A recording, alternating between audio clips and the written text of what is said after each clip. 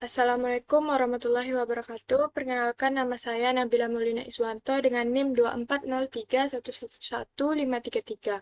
Pada video kali ini, saya akan membuat tutorial bagaimana cara membuat database baru dengan nama penjualan di MySQL, yang nantinya database tersebut akan saya gunakan sebagai data untuk melakukan remote database, yaitu dapat mengakses database tersebut dengan komputer lain secara jarak jauh.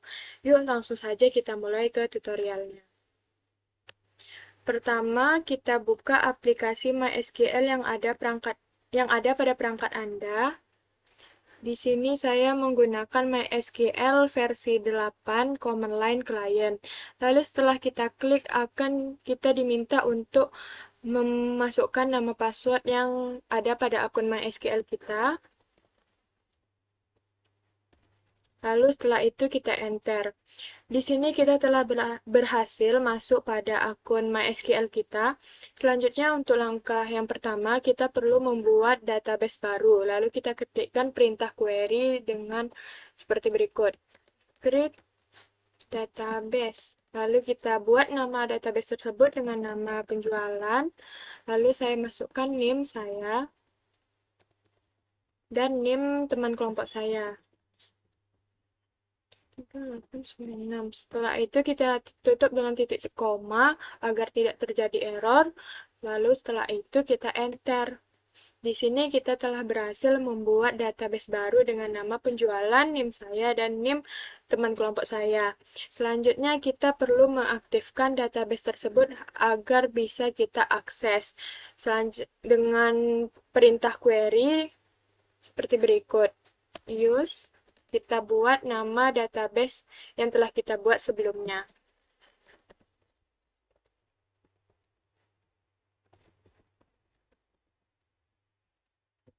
Lalu kita titik koma dan kita enter. Di sini kita telah berhasil untuk mengaktifkan database yang telah kita buat. Selanjutnya kita perlu membuat tabel untuk menyimpan data yang ingin kita masukkan. Di sini kita buat tabelnya dengan mengetikkan perintah create tabel. Di sini saya mau nama tabelnya transaksi. Lalu kita perlu untuk memasukkan kolom-kolom apa saja yang ada pada tabel transaksi untuk menambahkan datanya, kan perlu ada kolom. Jadi kita buat nama kolomnya dengan membuka kurung. Lalu saya ingin kolom pertama berisi tentang ID transaksi. Dengan kita masukkan tipe data dari ID transaksi. Di sini saya gunakan tipe datanya yaitu integer. Lalu saya ingin menambahkan kolom nama pembeli dengan tipe datanya varchar.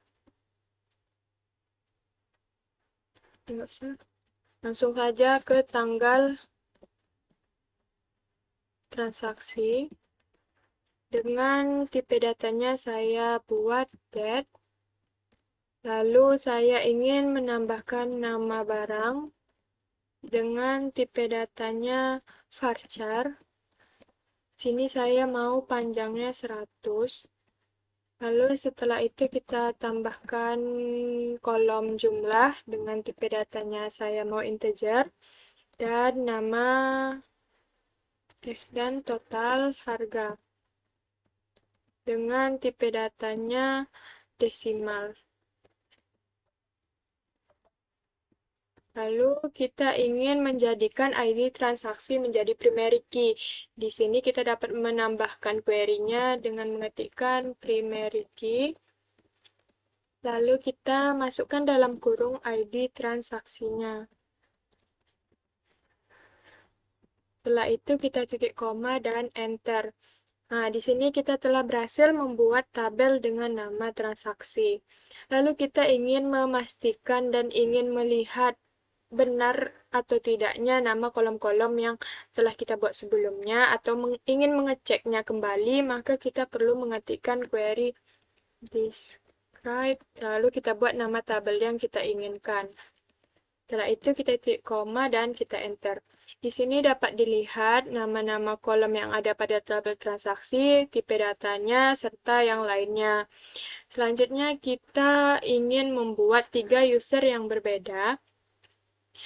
dengan user admin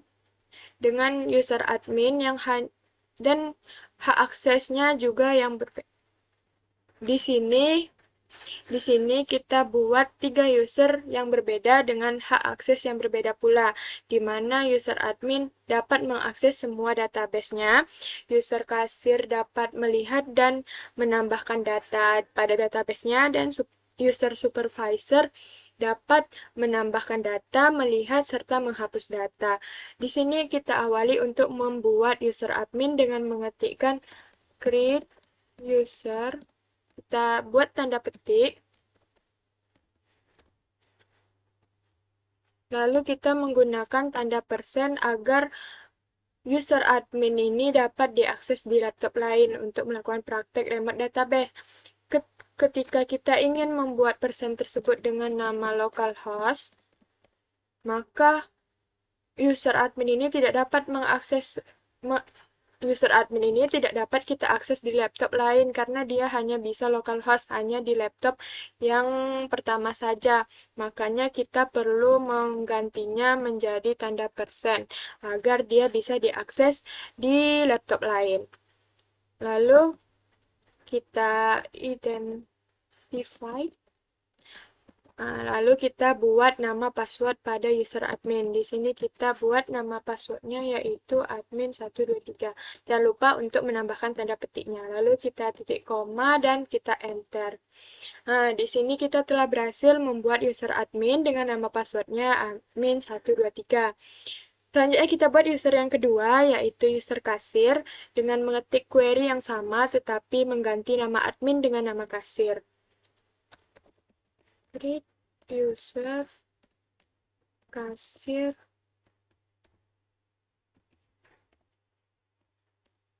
identified by untuk memudahkan kita dalam mengakses, kita buat passwordnya sama seperti user yang sebelumnya. Kasir 3. Lalu kita koma dan kita enter. Nah, di sini kita telah berhasil membuat user kasir dengan nama passwordnya kasir123. Selanjutnya kita buat user yang ketiga, yaitu supervisor, dengan mengetikkan query-nya create user supervisor. Jangan lupa untuk menambahkan tanda petiknya ya, teman-teman. Lalu kita identify by supervisor 123. Salah, 223. Lalu kita titik koma dan kita enter. Nah, di sini kita telah berhasil nih membuat 3 user yang berbeda, yaitu admin, kasir, dan supervisor. Selanjutnya kita buat hak akses untuk user admin. Di sini user admin dapat mengakses semua database-nya. Lalu kita dapat mengetikkan query-nya seperti ini. Grant all, karena dia dapat mengakses semuanya. Privilege on, kita buat nama database-nya.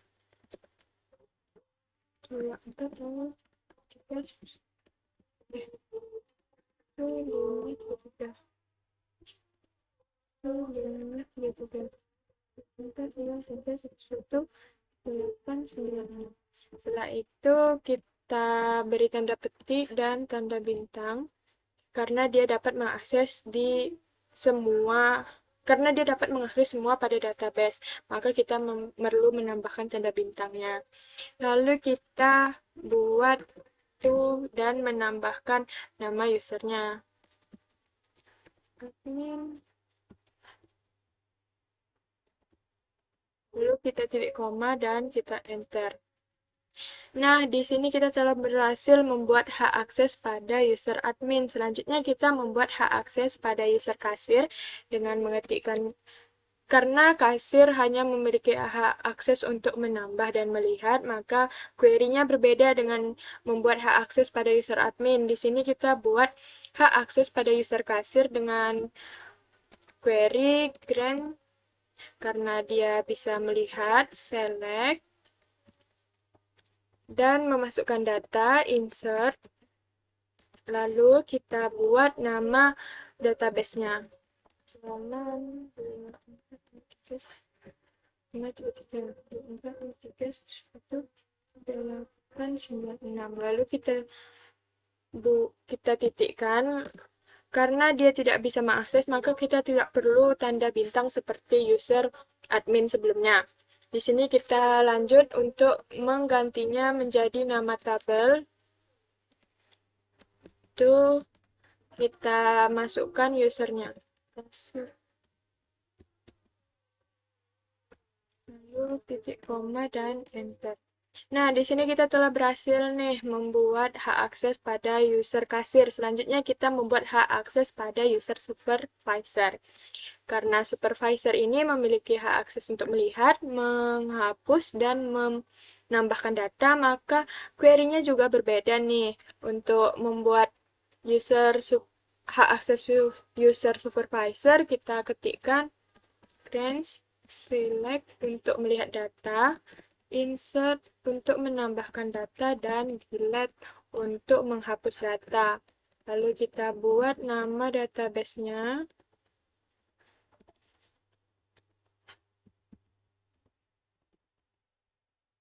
Lalu kita titik dan kita buat nama tabelnya. Transaksi dan nama usernya.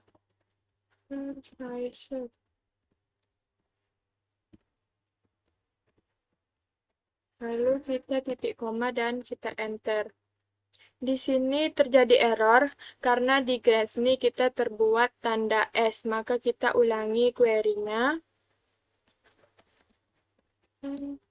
Select insert delete penjualan.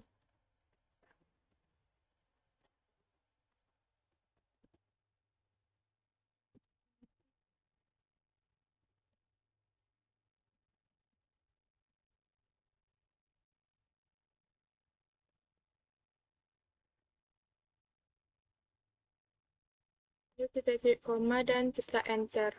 Nah, di sini kita telah berhasil membuat 3 user dan membuat 3 hak akses yang berbeda tiap usernya. Selanjutnya, kita ingin memastikan bahwa hak akses dan user tersebut benar-benar aktif dengan mengetikkan perintah plus privilege, lalu kita titik koma dan kita enter.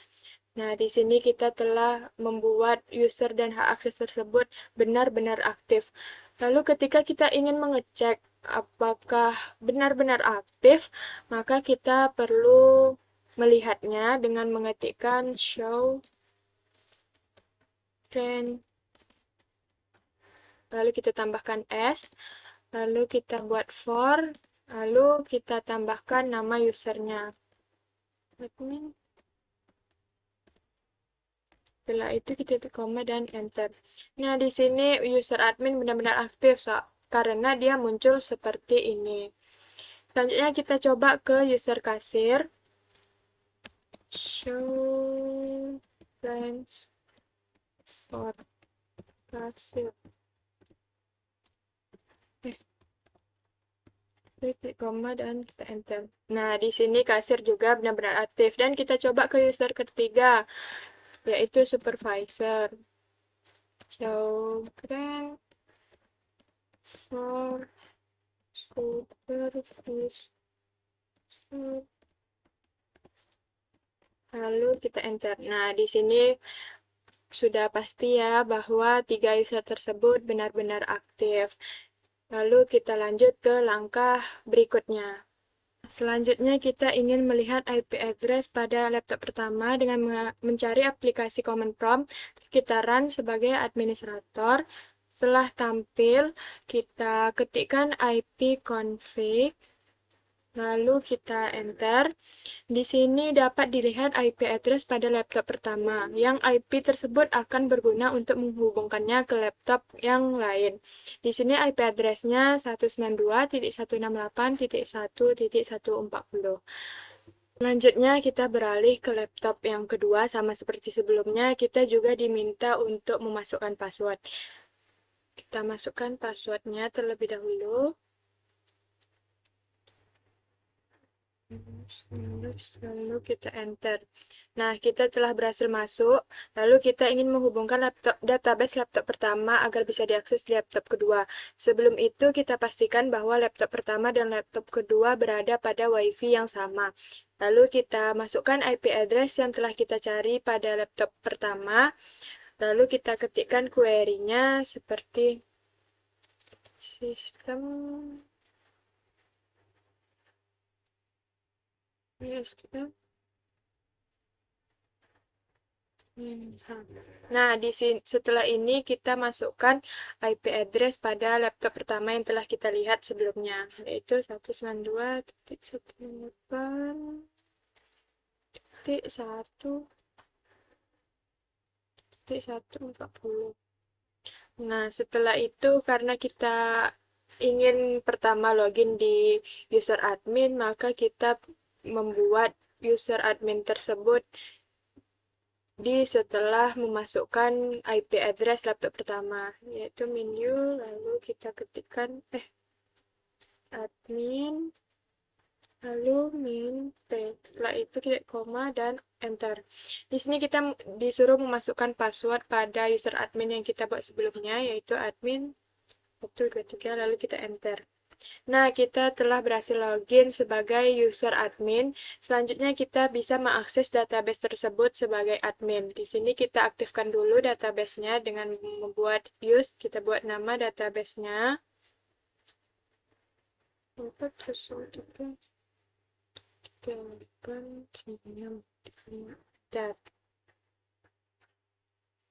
Nah, ini loading ya, teman-teman. Nah, di sini kita telah mengaktifkan database penjualan pada laptop kedua. Lalu kita mengaksesnya sebagai admin. Di sini kita akan coba untuk memasukkan data dengan query insert into. Kita buat nama tabel yang telah kita buat sebelumnya. Lalu kita buka kurung. Kita masukkan kolom-kolom apa saja yang telah kita buat pada tabel transaksi.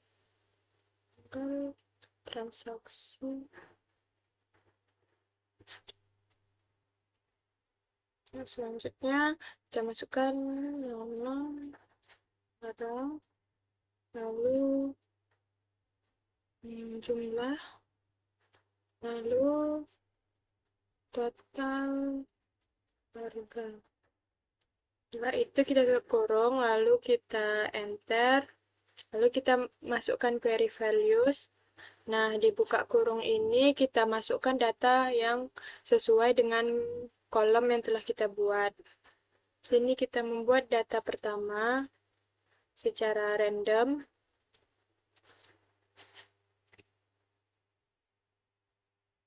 Nah, barang kemeja, lalu jumlahnya 1. Setelah itu total harganya 120 rupiah. Itu kita tutup kurung. Nah, lalu kita koma, kita buka kurung lagi untuk menambah data yang kedua.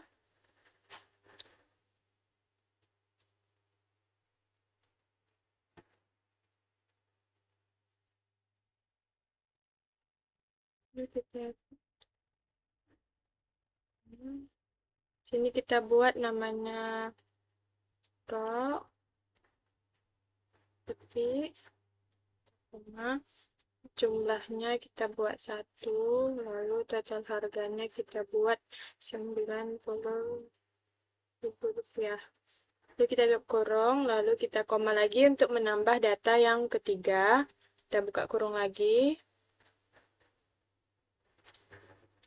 3, tanggalnya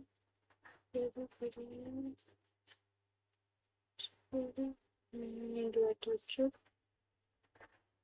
Lalu kita buat namanya kaos. Nah, itu kita buat jumlahnya cuma 1 dengan harga 4 10.000. Ya, itu kita kurung, lalu kita titik koma, lalu kita enter. Nah, di sini kita telah memasukkan data pada user admin. Lalu kita cek apakah benar-benar termasuk dengan query-nya sebagai berikut. Select. Selain untuk mengecek, query select ini juga dapat melihat isi data. Kita buat nama tabelnya, lalu titik koma dan enter. Dan di sini kita dapat melihat data yang ada pada database yang kita buat. Selanjutnya kita coba untuk mengupdate datanya dengan buat update, terus nama tabelnya, lalu kita set di mana yang mau kita ubah yaitu di total harga dari yang 120 kita ubah coba menjadi 150.000 rupiah. Di mana 120 itu berada pada nama barang kemeja. Itu kita titik koma, enter. Nah, di sini kita juga telah berhasil, lalu kita ingin mengecek apakah telah terganti menjadi 150 dengan menggunakan query select from. Titik koma, enter. Nah, di sini juga kita dapat dilihat bahwa 120 tersebut telah berubah menjadi 150. Lalu kita coba menggunakan query delete from transaksi, bukan. Lalu kita buat di mana kita ubah di nama barang rock.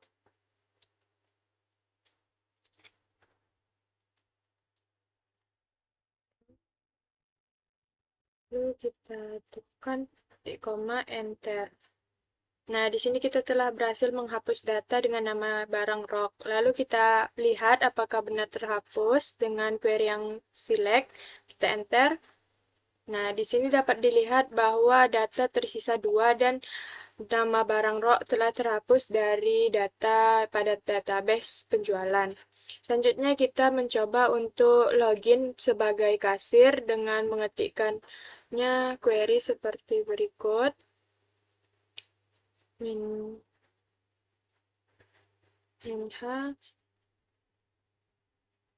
Kita masukkan IP address yang sama seperti IP address sebelumnya yang ada pada laptop pertama.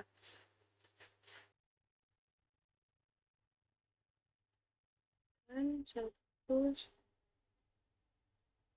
192.168.1.140. Lalu menu kasir ini enter. Nah, kita masukkan password pada user kasir yang telah kita buat. 1, 2, 3, enter. Nah, di sini loading.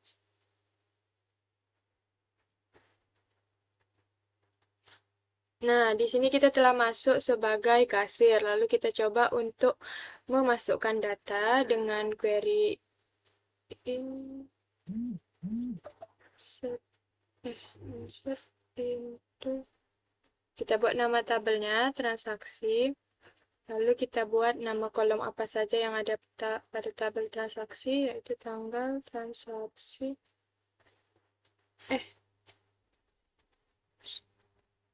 ID transaksi, tanggal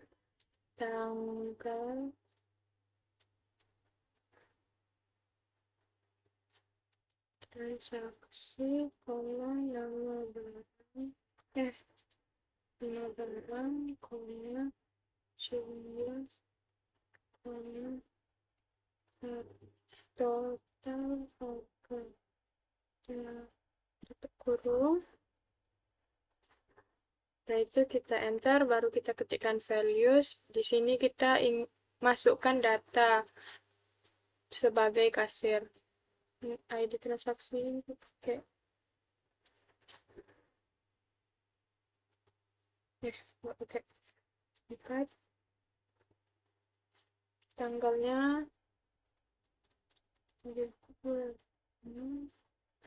10.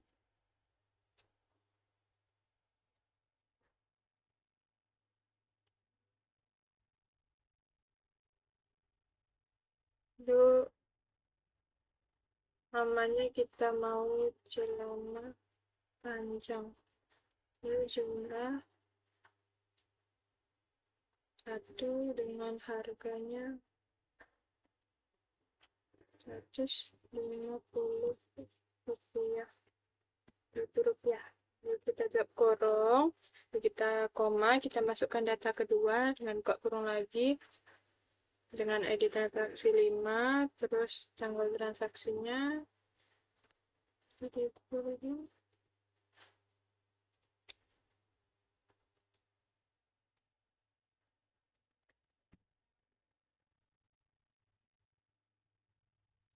lalu kita masukkan nama barangnya, jaket. Lalu kita masukkan harganya 100 ribu. Lalu kita enter. Nah, ini terjadi error karena kita lupa untuk mengaktifkan database sebagai login sebagai kasir. Maka kita perlu mengaktifkannya dengan use buat nama database-nya. 3 1 1 1 1 3 8 9 6, lalu kita koma dan kita enter. Nah, di sini kita telah bisa mengaksesnya. Lalu kita ketikkan ulang query yang telah kita buat sebelumnya.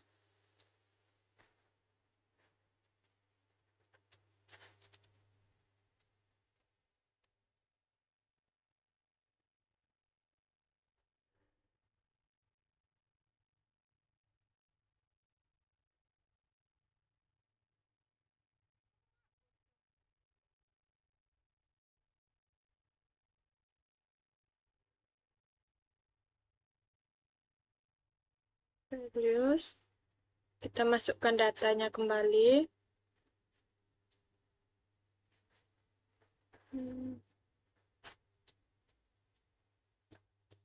Pan.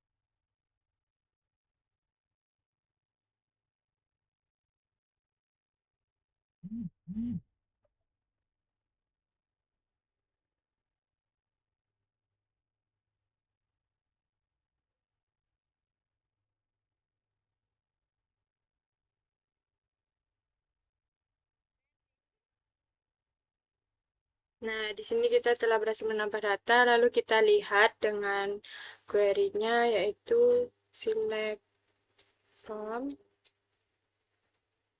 dengan nama tabel transaksi, koma, enter.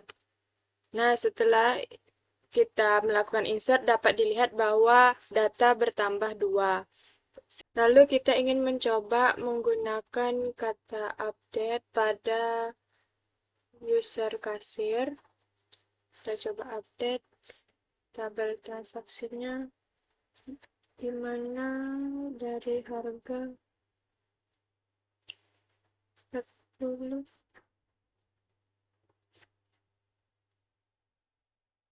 ribu dengan nama barang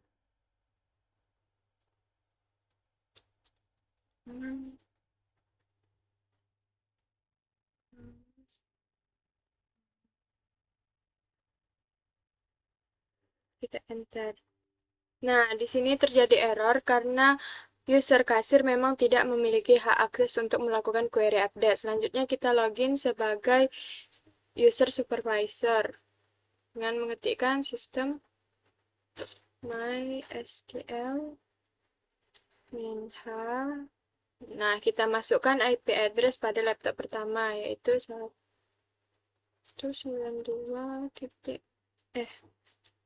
192.168.1.1.40. Lalu kita buat menunya menjadi supervisor.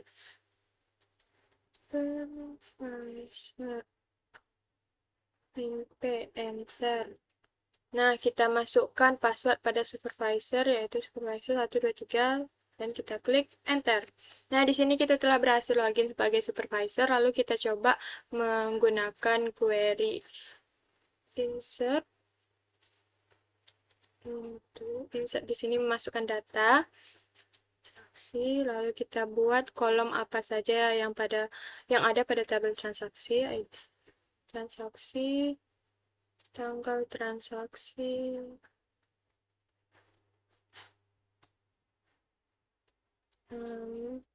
nama barang, lalu jumlah, lalu harga, total harga. Lalu kita buat values, kita buka kurung, kita masukkan datanya.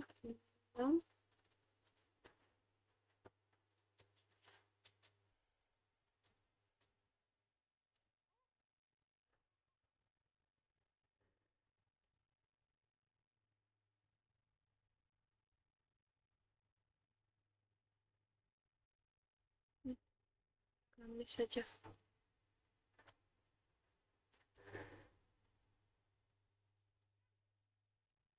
Harga,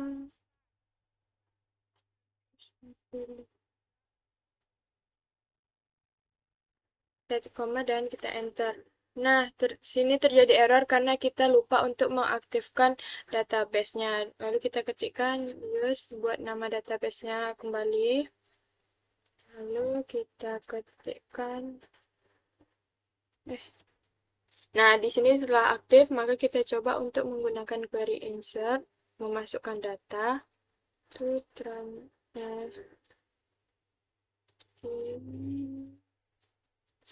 into transaksi.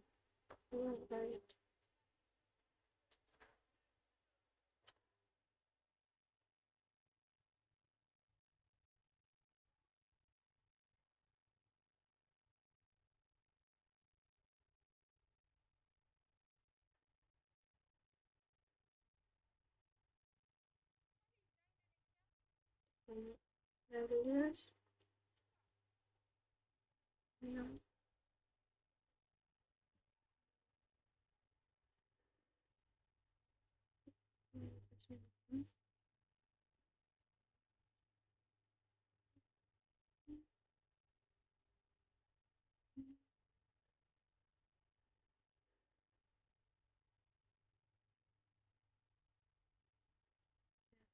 Nah, di sini kita telah berhasil, lalu kita coba melihatnya apakah benar tertambah dengan query select from. Buat nama tabelnya, transaksi, enter. Nah, di sini dapat dilihat bahwa data telah bertambah menjadi 5 data. Lalu kita coba untuk menghapus data pada login sebagai supervisor.